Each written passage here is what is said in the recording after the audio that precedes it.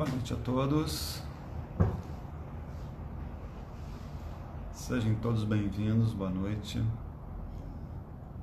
Aguardando aí a nossa amiga entrar. Boa noite, Pita. Tudo bem? Estamos aí aguardando a nossa convidada de hoje aparecer para a gente começar a nossa entrevista. Obrigado pela presença de todos. Fala, Matheus, tudo bem? Boa noite, seja bem-vindo. Estamos aguardando só um pouquinho, que a nossa convidada Júlia daqui a pouco está chegando. José Luiz Lima, como é que está, meu companheiro? Boa noite. Eu não sei quem está atrás do pessoal, mas boa noite. Tudo bem? Todos bem-vindos e bem-vindas. Eu sempre falo, né, quando começa uma live, né, eu sempre fico, por mais já ter feito algumas, eu sempre fico nervoso com esse processo. Boa noite, Lelê. Tudo bem? Boa noite.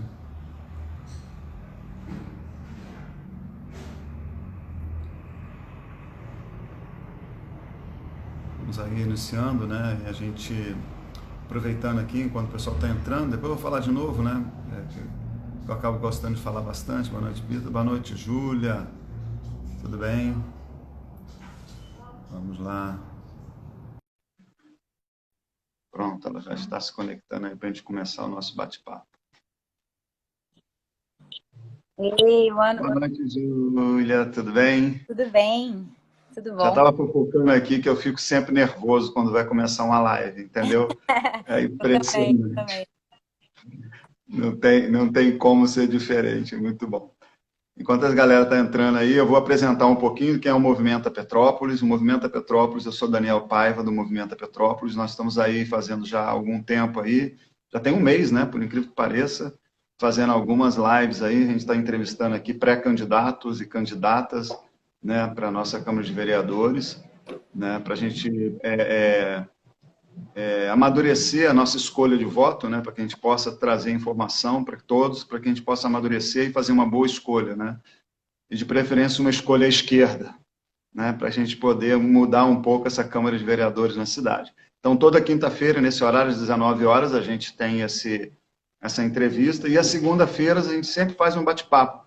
E, por coincidência, segunda passada foi a Júlia, né, que estava presente também nesse bate-papo, falando sobre feminismo, Isso. né? Então, a gente faz isso toda segunda-feira também com esse intuito de estar ajudando e trazendo informação para a população de Petrópolis, que a gente possa fazer esse caminho, né? E aí vamos conhecer um pouquinho da Júlia. Quem é Júlia? Como é que Júlia chegou nesse momento aqui de estar aí pré-candidata? Conta um pouco para a gente. Conto sim. Bom, primeiramente, né, vou então me apresentar direitinho, né, para quem não me conhece. Sou Júlia, morei em Petrópolis praticamente a minha vida inteira. Nasci aqui, morei no Rio para estudar durante 2 anos só. Sou formada em filosofia, graduação, mestrado e doutorado. Minha formação é toda em filosofia. Sempre me interessei, né, pelo debate político. Eu acho que até a escolha da graduação em filosofia foi em consequência de um interesse pela política. E participei do diretório acadêmico de filosofia na faculdade, mas comecei, de fato, a me engajar, a me organizar politicamente em 2013, né, com aquelas manifestações que a gente teve em 2013, do não vai ter Copa, não é só pelos 20 centavos, né, enfim. Não chegaram da mesma forma que em Petrópolis, essas manifestações, mas ao mesmo tempo a gente foi influenciado pela conjuntura nacional, né? Então, a gente montou um coletivo aqui, coletivo Vinagrete, onde a gente atuava com aulas públicas no Coreto da Praça. A gente atuou uns 3 anos nessa, fizemos a passeata pela ciclofaixa, né? Fizemos uma atuação política bem bacana em Petrópolis, mas cada um tinha as suas demandas particulares. O coletivo acabou se diluindo, né? E participei depois de um coletivo feminista com as minhas alunas, que foi muito bacana também, com a mesma intenção de informar a população. A gente fazia aula pública, fizemos também esse processo durante uns 2 anos. E em 2018, na verdade, eu engravidei em 2016, acabei me afastando, né, da construção dos coletivos. Mas esse processo, né, de engravidar e ser mãe me trouxe uma realidade muito grande do que é a vida da mulher na nossa sociedade, né? Então, foi uma grande... foi uma ruptura e, ao mesmo tempo, foi uma construção muito grande. E em 2018... eu sempre tive, desde 2013, como eu estou falando, com a construção dos coletivos, eu sempre tive uma afinidade com o PSOL. Sempre participei das formações, né? Participei bastante nessa época, inclusive. Acabei me afastando por questões particulares. E em 2018, como todo mundo sabe, né? A gente teve o assassinato da Marielle e eu senti, assim... mesmo foi assim uma coisa de sentir na pele, como se fosse um chamado, sabe? Um chamado para me organizar politicamente. E como tenho muitas amigas que se organizam no PSOL Petrópolis, eu escolhi o PSOL para me organizar politicamente. Aí comecei, né, essa caminhada, essa trajetória, me filiei ao partido e começamos a trabalhar organicamente com a setorial de mulheres. Legal. E assim, como é que foi essa sua vontade de se tornar candidata? Ou a vontade é sua, ou como é que foi esse processo? Eu sei que você me contou, mas como é que essa escolha se deu? Então, Ser não foi pré-candidata, na verdade, né? isso. Estar hoje pré-candidata pelo PSOL, né? O meu nome está aí nas redes. Não foi uma escolha individual. Esse passo que eu estou dando, né? Colocando o meu rosto, o meu nome, o meu corpo para representar aí. Não é individual, não é uma escolha. Eu nunca tive essa pretensão, mesmo sempre gostando de me engajar politicamente, entendendo a necessidade da organização política, eu nunca tive isso como uma pretensão. Eu nunca quis ter um cargo político, nunca tive essa pretensão.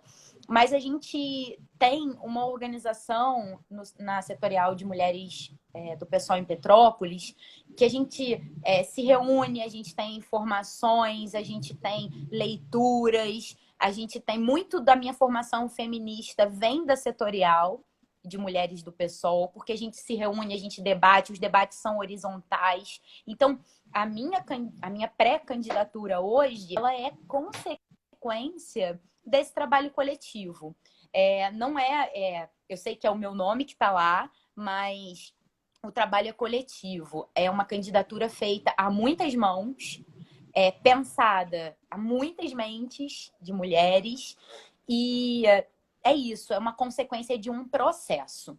Não é uma vontade, não é uma aspiração política, é muito mais uma consequência de um acúmulo que tem sido feito nesses meus 2 anos aí de partido. Eu sei que é pouco, mas para a gente mudar as estruturas, a gente não pode ter medo, né? A gente precisa se colocar. E eu me coloco hoje só porque eu tenho muitas pessoas, muitas mulheres juntas comigo nessa caminhada. Legal. O pessoal já tem algumas experiências nesse sentido, né? De construção de candidaturas coletivas, né? Pelo Brasil, né? Isso é uma marca desse processo de construção da candidatura não ser uma vontade própria, né? O processo e as escolhas não são só suas, né? Exatamente. A gente tem o exemplo da Dani, por exemplo, que é deputada estadual, que fez campanha em 2018, né? E a Dani traz essa relação da importância da institucionalidade, né, para mudar, mas a importância de um trabalho de construção coletivo, porque se não tiver a coletividade, não tem nem por que a gente fazer política. A gente precisa pensar no todo. E aí você tocou uma coisa aí da questão do espaço institucional, né? E qual é esse significado dessa ocupação desse espaço, né? Desse espaço institucional de eleição, de estar saindo da Câmara de Vereadores, né? Qual a importância da ocupação desse espaço? Então, hoje, a gente tem uma dificuldade muito grande, porque muitas pessoas trazem essa questão, né, Daniel? Muitas pessoas falam, é preciso ocupar a institucionalidade, é preciso garantir cargos públicos, mulheres no poder. É claro que é muito importante ocupar o cargo. A gente está numa pré-candidatura com essa intenção, mas a ocupação do cargo institucional, do cargo na cadeira, né, no legislativo, como vereadora, ela não pode nunca ser um fim. Ela não é um fim em si mesma. Porque senão é ocupar por ocupar, aí não vai fazer muito sentido. A intenção é ocupar para transformar. Então, a cadeira no legislativo, se vier como consequência de uma boa campanha, como consequência de uma construção coletiva, a gente vai ficar muito feliz, é claro, mas ela vai ser um meio, ela vai ser um caminho para a gente conseguir incidir na realidade das pessoas, para a gente conseguir incidir em transformações que, de fato, façam a diferença. Porque não tem porquê o cargo pelo cargo, né? Como você colocou aí, né? Tomara que a gente consiga ocupar a Câmara. É isso, a gente teve, na história do Legislativo de Petrópolis, 4 candidatas que foram eleitas, apenas 4 mulheres. Apenas uma delas foi reeleita, né? Então teve 2 mandatos. Todas as outras 3 só tiveram um mandato. Então, isso mostra, primeiro, que é muito difícil para as mulheres fazerem política, né? Isso mostra também que não só a institucionalidade é difícil para essas mulheres, como a maioria delas, diria todas, não levantam pautas que são feministas, né? Então, ocupam o lugar, ocupam o cargo, mas não trazem essa radicalização das pautas que é necessária para mudar, de fato, a vida das pessoas. Então, ocupar o cargo não é simplesmente ocupar, é ocupar com uma finalidade. O cargo não é o fim, né? O Kant, que é um filósofo moderno que eu estudei bastante, ele fala uma coisa que eu, apesar de eu não gostar muito dele hoje em dia, mas ele fala uma coisa muito importante. Ele fala dessa questão em relação às pessoas. As pessoas, ele fala o contrário, né? Que as pessoas, elas não são um meio para a nossa felicidade, porque cada indivíduo é um fim em si mesmo. Então, se a gente entender que os indivíduos, que as pessoas, que os sujeitos, que as mulheres são o fim, a gente vai ver que o cargo, ele é o meio. Ele nunca vai ser o fim para construir nada.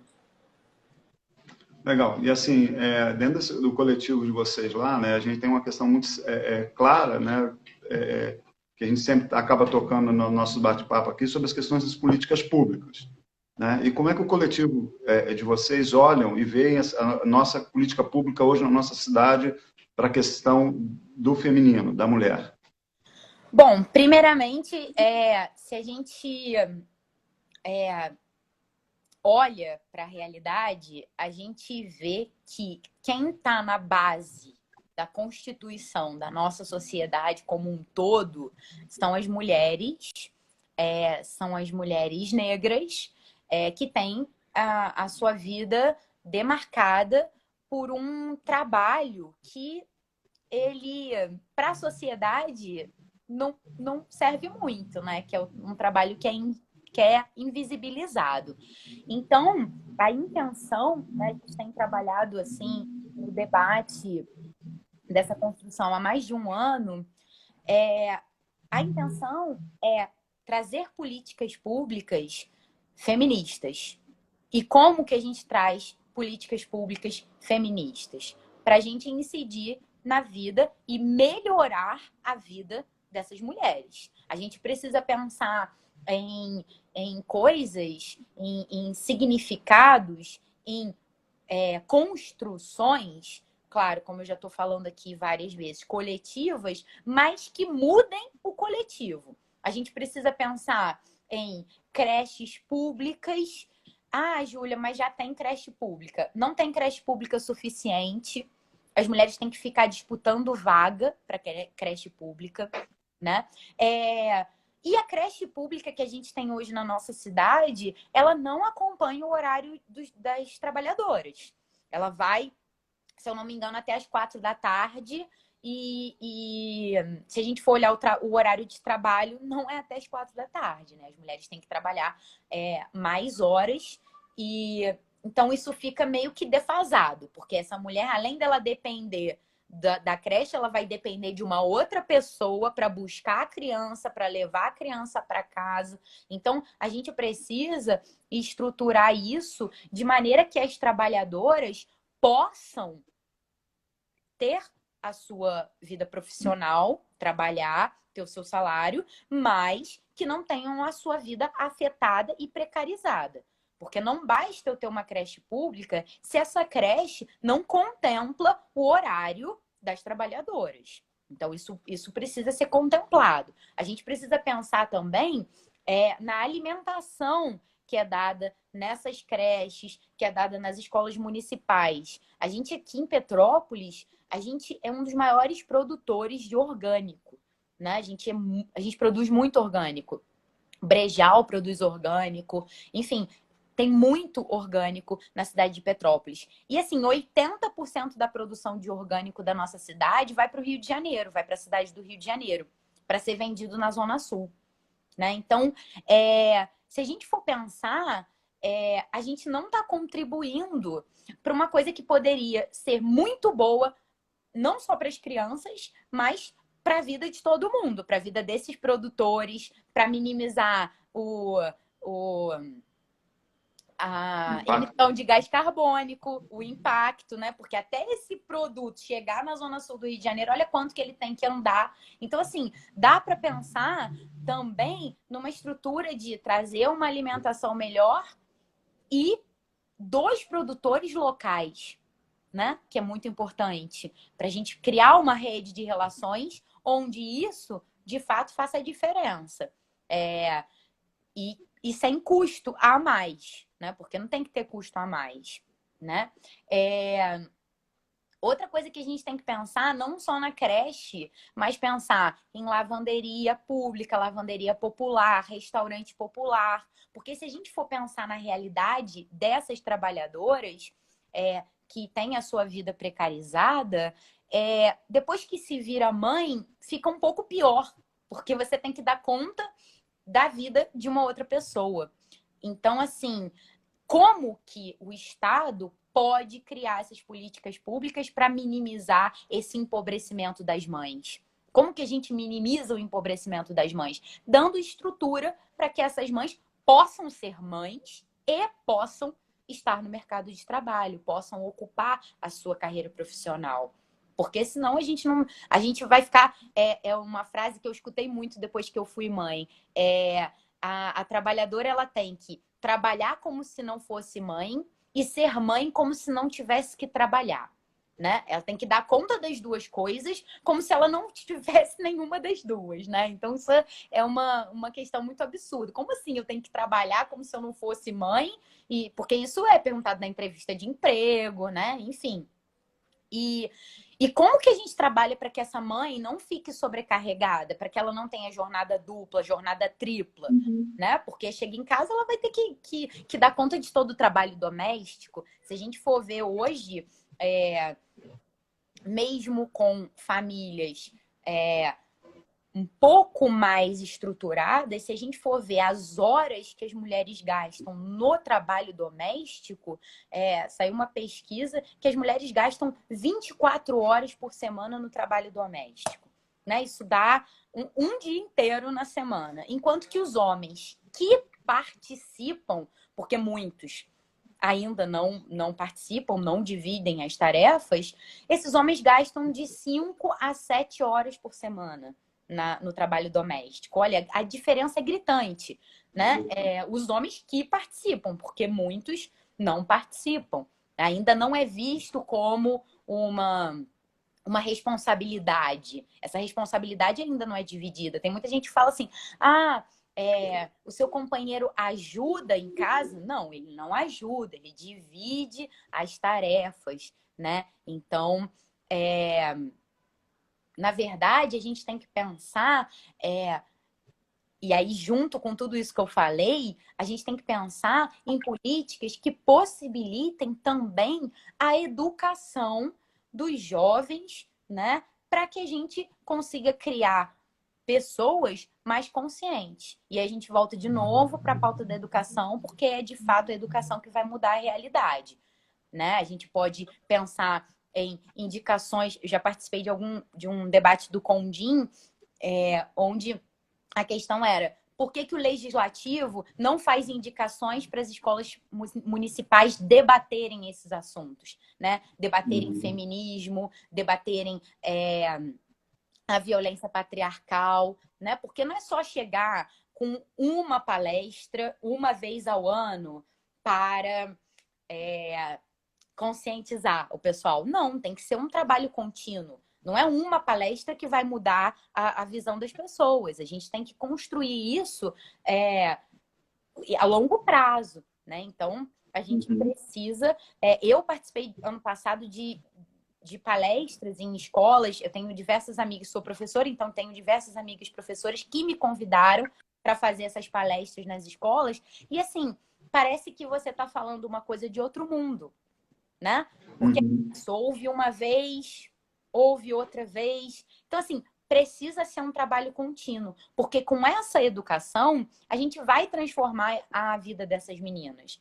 Ela vai entender muito mais, não só os direitos civis, mas os direitos que ela tem individuais, do próprio corpo, né? Para ela poder ter a possibilidade de escolher.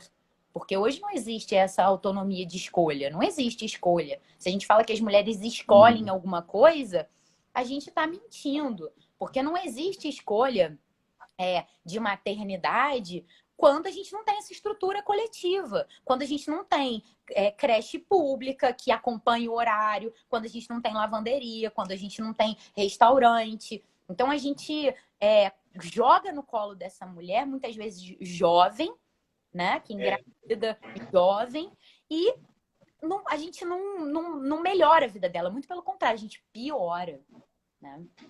Com certeza. Uma coisa só para colocar para todo mundo aí, eu estou fazendo a entrevista, estou perguntando, mas todos estão convidados, abertos.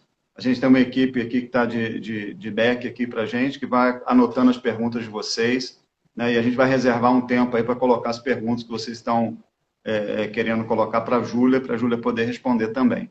Tá? Então, fiquem à vontade. Ô, Júlia, você passou assim, falou um pouquinho sobre a questão da precarização, né? Que hoje é um grande problema que a gente tem, claro, nessa mudança de política do governo, né? Sobre a precarização do trabalho, né? Cada vez mais com menos direitos para os trabalhadores, né? E você fala sempre sobre essa questão da precarização da mulher. Como é que isso impacta a vida da mulher, a precarização desse trabalho? Bom, na verdade, a mulher, a gente tem uma sociedade que é patriarcal, né? De matriz patriarcal. Se a gente for procurar fazer uma pesquisa histórica sobre isso, a gente vê que o patriarcado, ele data do Neolítico, né? Então, milhares e milhares de anos nessa cultura. Então, é uma cultura que responsabiliza unicamente a mulher pelo trabalho doméstico e pelo trabalho reprodutivo. Então, a gente vê que essa cultura é milenar, responsabilizando a mulher por esse trabalho. E isso, quando a gente chega a ocupar, digamos assim, os cargos de trabalho fora de casa, porque o trabalho dentro de casa ele não é valorizado, ele é simplesmente invisibilizado, né? A mulher que dona de casa hoje, muitas vezes ela sofre o preconceito de que, ah, ela não faz nada, ah, mas você não trabalha fora? Ah, então ser só dona de casa, como se ser dona de casa fosse só, né? Fosse alguma coisa que não é nada, que não tem significado algum. Né? É isso. A gente transforma os alimentos em comida, a gente cozinha, a gente lava roupa, passa, limpa. E esse trabalho, além dele ser invisível, ele é infinito. É um trabalho que não tem fim. Se você pensa assim, ai, eu acabei de lavar toda a minha roupa. Aí você pensa assim, não, eu estou usando uma roupa que quando eu for tomar banho tá suja. Então não existe fim. É um trabalho que, além de invisível, ele é infinito. Você pode limpar a casa infinitas vezes, que se você continuar limpando, vai sair sujeira, né? Então você vai limpar tudo e ainda vai ter coisa para limpar. Se tem criança, então, aí é mais infinito ainda, né? Se é que existe, né? Quem for professor de matemática aí vai brigar comigo, o infinito ao quadrado, né? Porque não tem fim. É um trabalho infinito e invisível. Então, a gente, quando começa a adentrar o mercado de trabalho, a gente tem um grande problema, porque o trabalho fora de casa, ele não libertou a mulher. Né? Tem uma filósofa feminista negra que eu gosto muito, que é a Bell Hooks, e ela fala isso no livro dela, que o trabalho foi assim, quase que uma promessa, uma falsa promessa, né? O trabalho fora de casa, ele não libertou as mulheres. Muito pelo contrário, ele escravizou ainda mais. Porque o mercado de trabalho já não era um lugar ok para os homens, né? Só que o que acontecia? Ele ia para o trabalho, né? Tinha toda aquela jornada de trabalho lá laborosa, chegava em casa e tinha em casa um lugar de descanso. E o que aconteceu com as mulheres? Elas iam para o mercado de trabalho, tinham toda aquela jornada laborosa, chegavam em casa e tinham uma dupla jornada laborosa. Tinha que dar conta de todo o serviço doméstico, tinha que dar conta do trabalho reprodutivo, que é, aí a gente entra num outro ponto, que é gestar um filho, 40 semanas de gestação, amamentar esse filho e dar conta de todas as demandas desse filho. Então, assim, esse trabalho fora de casa, ele não libertou as mulheres. Muito pelo contrário, a gente ficou ainda mais escravizada, a gente teve a nossa vida ainda mais precarizada. Então, se a gente incide com políticas públicas reais para transformar a vida dessas mães trabalhadoras que têm a sua vida precarizada e ainda mais precarizada quando se tornam mães, se a gente incide nelas, a gente pensa assim, ah, então você está querendo privilegiar as mães trabalhadoras. Gente, não existe isso, né? Não existe isso, porque a luta feminista, ela não é por uma opressão dos homens. Ela é uma luta por justiça, né? Eu gosto muito da palavra justiça. Na filosofia, a gente debate muito o conceito de justiça. Eu falo isso muito para os meus alunos, porque a justiça é dar a cada um o que lhe é devido. Não é sobrepor um sobre o outro, né? É dar a cada um o que lhe é devido. Então, se a gente tem mulheres sobrecarregadas, se a gente tem mulheres que não são emancipadas, que não são livres, que não têm escolhas, a gente precisa incidir na vida delas, melhorar a vida delas, porque se a gente melhora a vida dessas mulheres, a gente melhora a vida de todo mundo. A gente vai melhorar a vida de toda uma sociedade, né? Quando a gente tem políticas públicas de fato voltadas para a melhoria das condições de vida dessas mulheres, das mulheres negras, que estão ainda mais precarizadas pelo trabalho, que às vezes deixam o seu filho na creche para ir para casa de outra mulher cuidar de outro filho, né? De um filho que não é seu. Então, se a gente incide na vida dessas mulheres, a gente vai, de fato, fazer uma transformação social. Só assim a gente vai melhorar a vida de todo mundo, né? A gente vai melhorar, de fato, a sociedade e a gente vai conseguir uma transformação. Porque a transformação, ela só vai existir quando a gente for capaz de Não só criar políticas públicas, mas fazer com que elas funcionem e sejam efetivas para a vida dessas pessoas. Legal. Ia até te perguntar isso, né? Mas assim, a política pública, né? Que você estava falando antes, era nesse sentido, né? Ou seja, você trazer políticas concretas, construídas em coletivo, porque não é só o Estado cuidando sozinho, né? Mas é uma construção coletiva desse cuidado, né? Se eu entendi, dessa política pública, da construção desse processo política pública. Seria Desculpa, isso? Daniel, travou um pouco para mim, eu não ouvi Então, vamos lá. direito a sua questão. Não tem problema. A questão que eu estava falando é o seguinte, você estava falando da questão das políticas públicas como realmente o transformador para essa mulher precarizada. Não é isso? E aí você estava falando alguns exemplos, como creche, né, a questão do restaurante, né, lavanderias públicas, né, mas isso não só gerido pelo Estado, mas gerido por um coletivo, tá certo? Para poder, ou não. Sim, pensado pelo coletivo. Né? A gente pensa coletivamente e a gente também tem que gerir isso.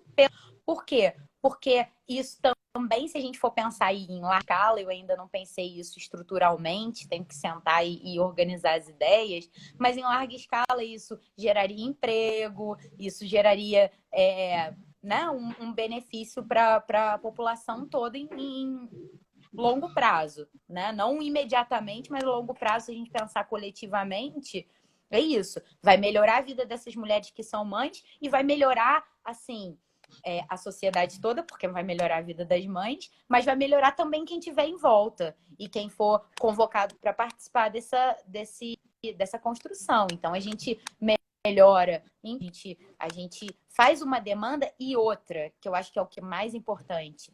A gente faz as pessoas pensarem.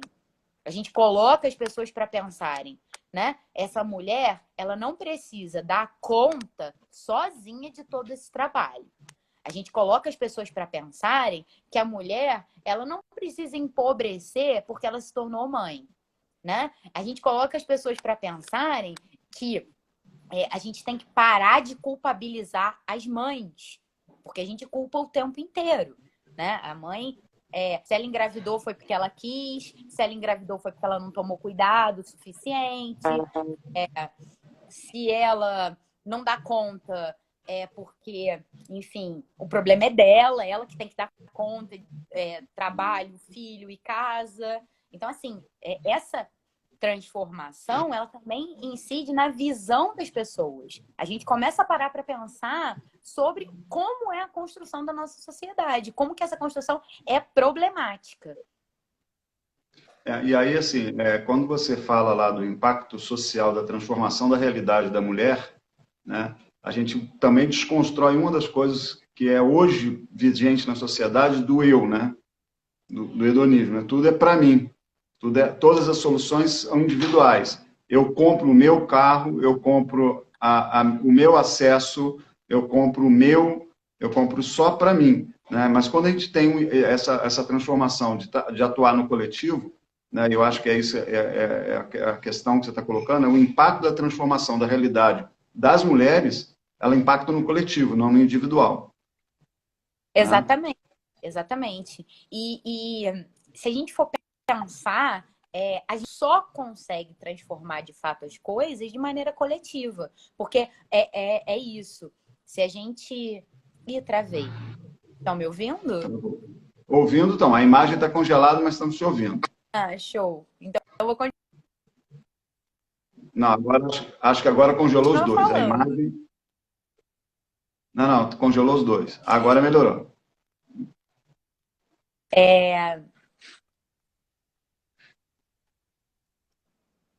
Não, acho que Voltou? Você, mas eu tô congelado. tá travado assim. Tá travado. E agora? Agora Acho que... Vamos ver se vai. você que tá congelado. Eita, nós.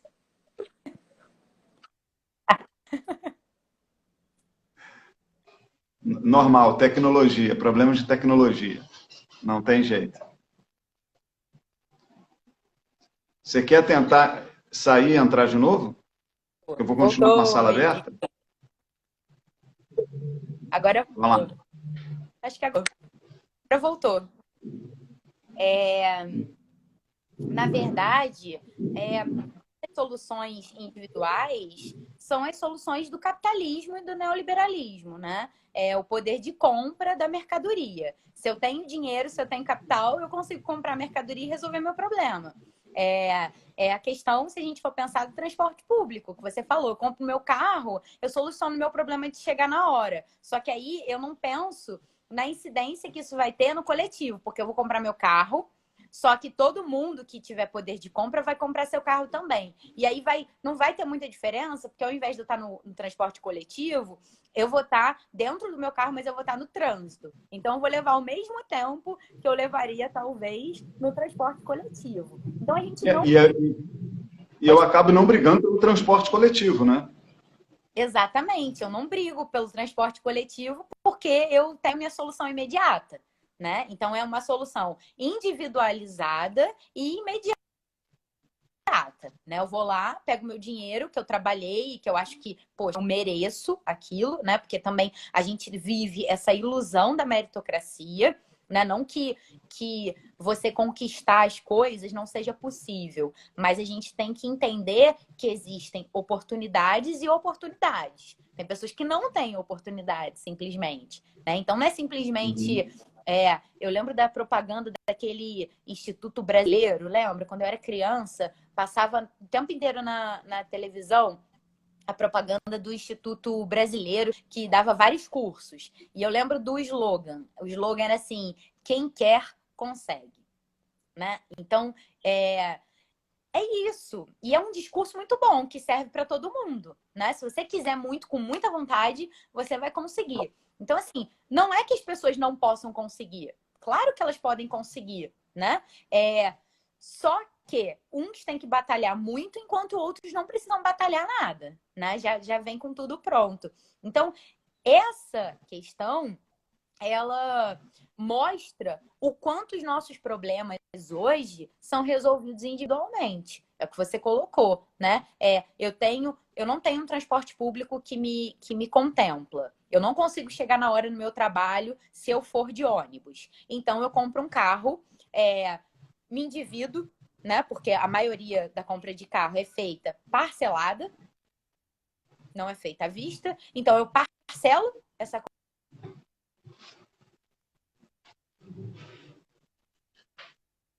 conseguir chegar na hora do meu trabalho.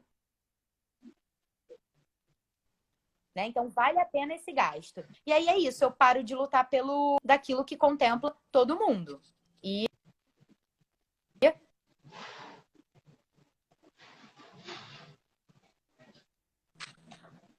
Tá travando de voltou? novo. Voltou. Mas acho que agora soltou. Agora foi? Acho que tá mais ou menos. Eu vejo, mas vamos lá. Tá dando para escutar. Tava dando para Já te foi. escutar. Você travou, mas te escutei. Então é isso, aí eu paro de lutar pelo que é coletivo, porque eu não dependo mais daquilo. Eu consegui comprar o meu carro em 48 vezes, então eu não dependo mais do transporte público. Então é isso, não importa que a passagem do transporte público esteja R$ 5, né? Porque afinal eu consegui o meu carro, eu pago R$ 5 no litro de gasolina para botar no meu carro, né? Eu acho que a questão da creche é a mesma coisa, né? Ninguém pensa nas questões da creche, porque quem pode pagar, né, paga para que alguém cuide do seu filho, ou, né, que geralmente é a mãe que é precarizada, né, paga por uma mãe que tem condição, né, ou você tem o dinheiro para pagar uma creche que é paga, e não seja uma mãe, mas uma creche paga, ou seja, você acaba não pensando no coletivo, né, você sempre pensa na solução do indivíduo, né, e aí você Exatamente. não... E a educação é muito assim, né? No nosso país é um dos países que tem mais iniciativa privada dentro da educação, né? A gente tem, eu falo isso, eu trabalho em várias instituições privadas de educação. Então a gente tem essa noção, a gente já inclui na conta da família, né, a escola das crianças. A gente não tem ensino público público de qualidade. E é isso. As mães precisam trabalhar. Fecha 4 da tarde. Eu não vou ter quem busque meu filho 4 da tarde, porque eu trabalho até 7 horas da noite. Então, essa creche pública, ela não me contempla. Então, eu preciso separar lá o dinheiro da creche particular para eu poder ter o meu tempo de trabalho. Aí a gente esquece que fica uma coisa assim, eu trabalho para pagar a creche, para pagar o carro e para ficar longe do meu filho, né? É quase que eu pago para ficar longe. Então eu trabalho para ficar longe, né? Então é uma construção que é isso, é solução imediata e não coletiva, além de imediata, individual, né? Aproveitando um pouco essa nossa falha aqui, mudar de um polo ao outro, né? Aproveitando nossas falhas de comunicação aqui na internet, né? Como é que vocês estão pensando? Que a gente está com um problema à vista aí, né? Que a gente está num problema de epidemia, né? Ainda forte, né? Pandemia, né? Epidemia, uma pandemia, né? Forte. Como é que o coletivo está pensando aí, caso a pré-candidatura de vocês seja aprovada, né? Como é que vocês estão pensando esse processo de trabalho para divulgação do seu nome, divulgação do coletivo, dessas ideias de vocês, nesse momento? Bom, acho que a minha imagem travou, mas eu vou falar, acho que vocês estão me ouvindo. Tá bem? Eu Agora voltei. tá. Agora foi. Ih, travou de novo. Essa internet tá uma beleza, hein?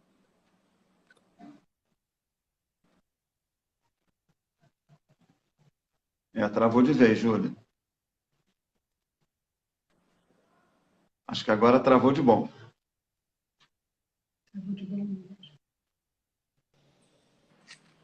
Não está indo. Travou de novo. Agora voltou. Eita, nós. Tem que pensar hoje, sem vacina, sem essa perspectiva de um retorno nas atividades, a gente tem que pensar numa estrutura remota, né, de campanha. Pensar em live, pensar enfim, através das redes, tentar mobilizar as pessoas através das redes.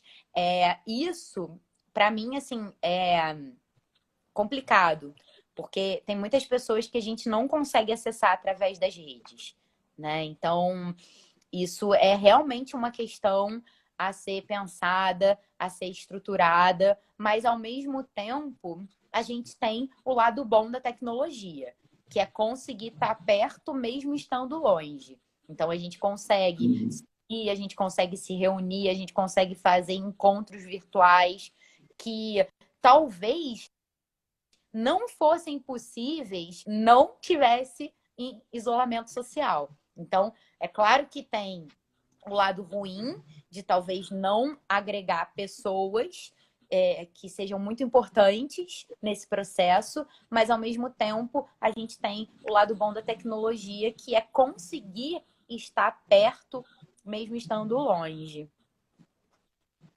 Deixa eu fazer uma outra pergunta aqui, aproveitando, já que o pessoal está quietinho, né? O pessoal está perguntando um pouco. Teve uma pergunta aqui do Newton, né? Ele colocou outra aqui agora. Algum projeto para melhoria da comunicação? Melhorar a comunicação em sentido. Que comunicação? É isso que eu pensei. Que comunicação, né? Eu pensei a mesma coisa, mas a pergunta está aí, só depois a gente toca nisso, talvez a gente ajude um pouco ele nesse sentido. Você estava colocando aqui a questão do espaço institucional que não é o fim. Né? Alguém até colocou uma frase aí, um pé dentro da instituição e 1000 fora. Né? Vocês veem esse processo como uma possibilidade de você ampliar a escuta nesse momento?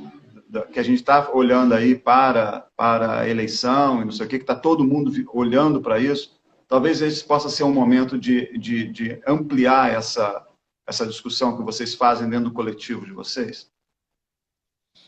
Então, acho que existe sim uma possibilidade de ampliar. Eu acho que a gente... Ai, que beleza, né? Então, ele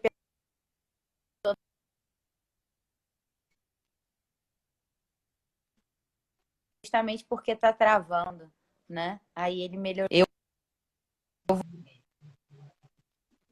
voltei. Tá Acho indo e que voltando, mas vamos lá. voltei. Eu acho que, em alguns sentidos, que uma construção coletiva, assim, em isolamento.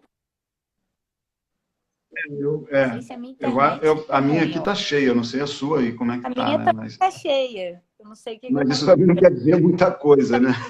Também não quer dizer nada. Eu acho que o Newton ele perguntou exatamente isso, da melhoria da internet. Na verdade, Newton, tem algumas explicações que falam que aqui em Petrópolis é muito ruim por conta das montanhas, né? Mas eu não sei, eu acho que tem que até que tigar isso mesmo, porque a nossa internet aqui é muito ruim. Mas a gente tem que pensar que existe um. A Cissa botou alguma coisa aí.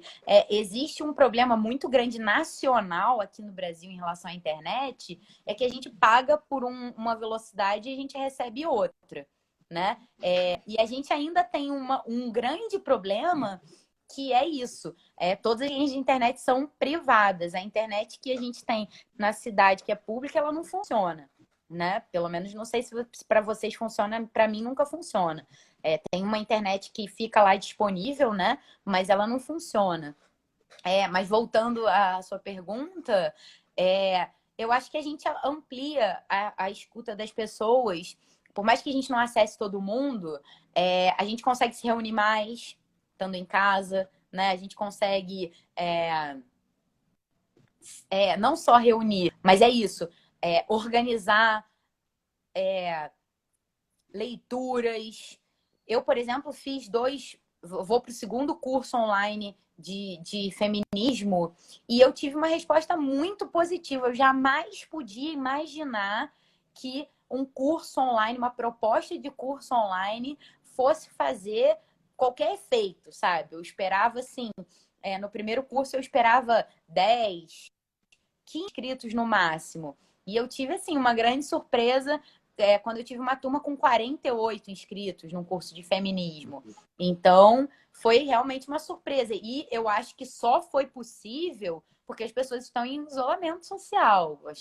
Se não tivessem isoladas, não fariam. Eu fiz um curso quase com o mesmo conteúdo presencial pela fase e foram 10 alunas, né? Então, aí você pensa, ué, mas presencial não é meia distância?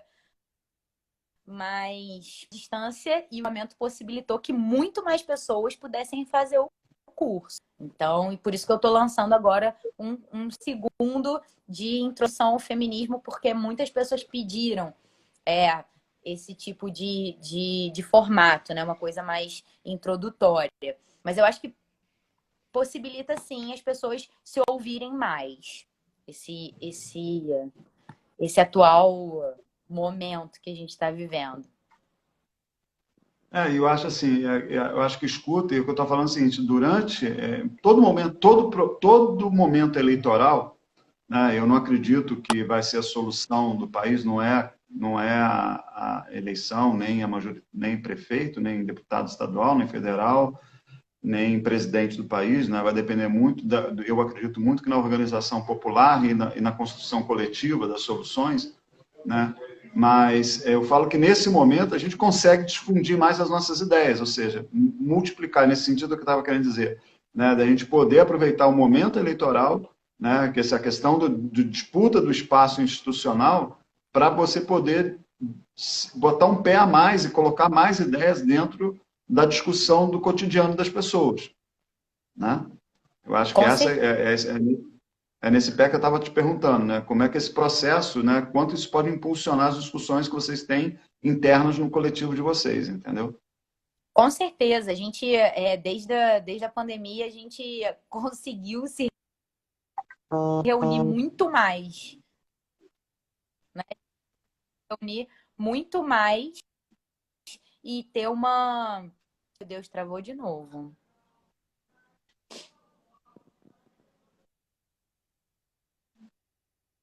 Tá travando muito, mas vamos lá. Vamos. Debater muito mais essas questões coletivas e as necessidades, as demandas da cidade, né? A estão na cidade, o direito à cidade pelas mulheres. Eu acho que foi É isso, tudo tem seu lado bom e o seu lado ruim, né? É muito ruim a gente estar isolado, a gente tem que cumprir esse isolamento. Tem pessoas que não podem cumprir esse isolamento, né? Porque, é claro, para a gente estar isolado, tem pessoas que não estão isoladas. Então, para a gente cumprir isso, é claro, tem o seu lado ruim, tem o lado bom da gente talvez ter um tempo a mais de se dedicar. É isso. Algumas pessoas vieram. Meu cunhado que está no trabalho remoto, ele falou para mim: o meu dia ganhou 3 horas. Eu ganhei 3 horas no dia. Por quê? Porque 3 horas ele levava se transportando até o trabalho e depois voltando para casa, né? Então, o dia dele ganhou 3 horas, porque ele está em trabalho remoto, então ele consegue, né, aproveitar esse tempo para fazer outras coisas, né? E a gente aproveita para construir coletivamente, para pensar coletivamente como fazer possíveis campanhas remotamente, como trabalhar para pensar essas políticas públicas. A gente está fazendo encontros virtuais para a construção do programa, né? Então, isso é muito, muito importante para mudar. É o que você falou. O objetivo, talvez, é conseguir entrar, conseguir ter um cargo, conseguir ter esse meio para mudar dentro da institucionalidade. Mas a gente se movimentar já é uma coisa muito interessante. A gente sair da nossa zona de conforto, a gente debater ideias, né? Eu acho que é muito interessante. Eu acho que, de fato, a mudança social. Estava conversando com meu aluno hoje, uma coisa... A questão foi sobre o Marx, e aí a gente começou a discutir algumas coisas e travou de novo. Que já está acabando. Travou de novo, Júlio. No finalzinho aí a gente perdeu. Pelo menos eu perdi aqui, eu não escutei. Vamos lá? Vamos tentar de novo? Agora. Bom, eu falei que eu estava debatendo com meu aluno hoje e deu ruim de novo. Vamos lá? Vamos tentar? Agora foi? Você está me ouvindo? Vou com meu fone de ouvido. Vê se melhorou. Agora eu acho que eu voltei. Voltou. Eu estava debatendo com ele como que a gente faz uma mudança estrutural, né? Primeiro a gente tem que mudar a nossa própria vida, né? Primeiro a gente tem que trabalhar no micro. E às vezes mudanças muito pequenas já fazem uma mudança. E se a gente puder incidir dentro da política municipal, isso vai fazer uma grande diferença para a cidade. Deixa eu só fazer pensar mais uma coisa na sua fala, que era a questão da educação, né? Também como um projeto que vocês discutem coletivo, principalmente na questão do impacto na mulher, na questão da educação já enquanto jovem, né? Porque também ela é impactada já desde jovem, né? Como você falou. Coloca mais um pouquinho para a gente como é que é esse projeto, como é que isso tem interseção junto com essa fala da questão do feminismo, da questão da educação, da mudança da sociedade. Assim, a gente já está nos nossos 6 minutos finais, né? Eu sei que o tempo é curtinho, o assunto é vasto, né? Mas eu acho que seria legal a gente colocar um pouco sobre isso também.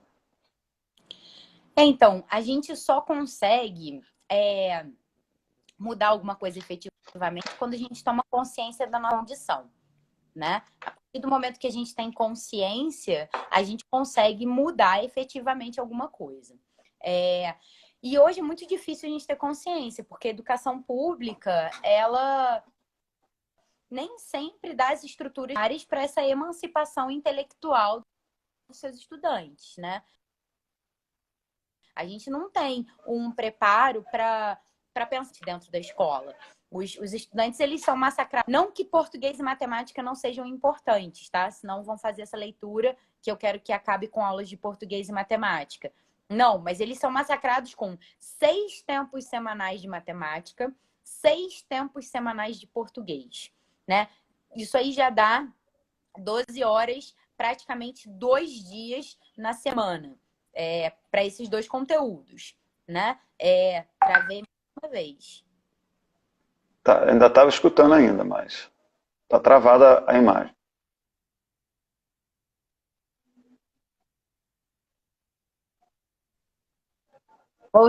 Ah, não estou escutando nada, está travadinha. Estava travadinha. Então vamos lá. Paulo Freire presente sempre. É só para testar também a paciência da gente, mas fique tranquila.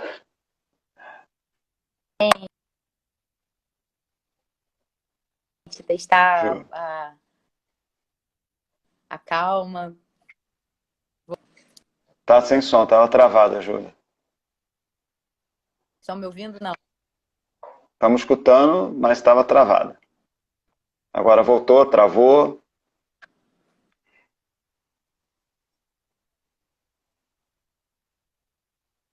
Não sai som, Júlia, está travadinha. Estão ouvindo?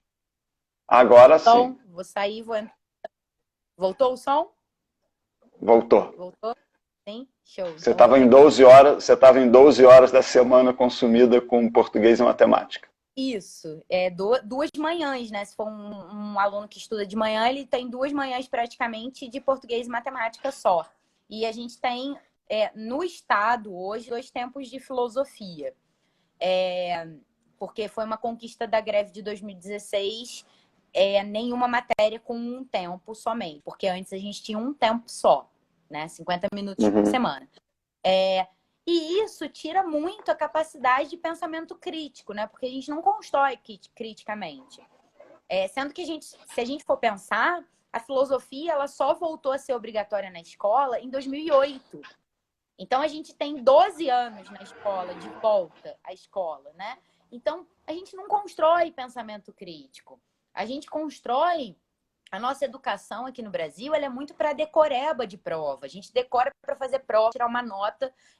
Mais uma vez, a meritocracia, lógica funcionando, né? Então, a gente não tem pensamento crítico, a gente não é ensinado a questionar, né?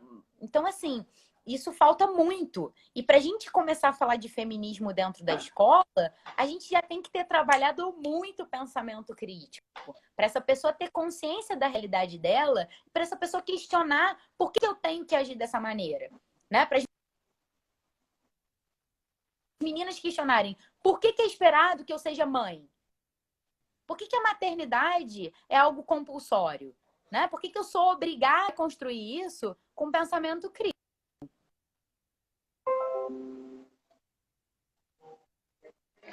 Bom, beleza. Assim, só para a gente ter... deu travado, mas deu para escutar o finalzinho da questão do só vai construir o feminismo quando a gente tiver pensamento crítico, né? Que senão a gente não constrói, né? E assim, a gente já está em 2 minutos. Exatamente. A gente está aí com 2 minutinhos para a gente terminar. Eu vou te agradecer, para a gente fazer as considerações finais. Eu vou te agradecer pela presença, agradecer ao pessoal do PSOL pela sua indicação. Né? Falando que segunda-feira a nossa live, o nosso bate-papo vai ser sobre cultura, então todos convidados. E aí eu deixo a palavra para você aí, para você poder fazer as conclusões finais aí. Bom, queria agradecer pelo espaço, muito obrigado de vocês terem convidado e por vocês estarem com esse projeto. A gente conhecer os pré-candidatos, a gente saber justamente quais são as intenções, né? Saber como que acontecendo.